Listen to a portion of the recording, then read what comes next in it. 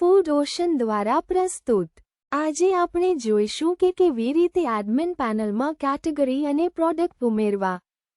ચાલો પહેલા નવા કેટેગરી કેવી રીતે ઉમેરવી એ જોઈશું. ડેશબોર્ડમાંથી ડાબી બાજુ આઇટમ્સ એન્ડ મેનુ પર ક્લિક કરો.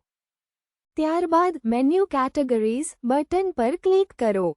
હવે તમારા સ્ક્રીન પર કેટેગરીઝ લિસ્ટ દેખાશે. નવી કેટેગરી ઉમેરવા માટે એડ ન્યૂ કેટેગરી બટન પર ક્લિક કરો. પોપઅપ ખુલશે જ્યાં તમારે માત્ર કેટેગરી નેમ લખવાનો રહેશે. ઉદાહરણ તરીકે લખી શકો south Indian, fast food, Chinese વગેરે.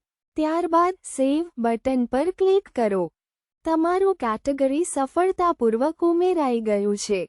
હવે આપણે જોઈએ કે ફૂડોકામાં નવો પ્રોડક્ટ કે આઇટમ કેવી રીતે ઉમેરો. ડેશબોર્ડમાંથી ડાબી બાજુ આઇટમ્સ એન્ડ મેનુ પર ક્લિક કરો. ત્યારબાદ આઇટમ્સ બટન પર ક્લિક કરો. હવે એડ ન્યૂ આઇટમ બટન પર ક્લિક કરો. અહીં નીચે મુજબની માહિતી દાખલ કરો. આઇટમ નેમ વસ્તુનું નામ લખો. ઉદાહરણ પાવભાજી.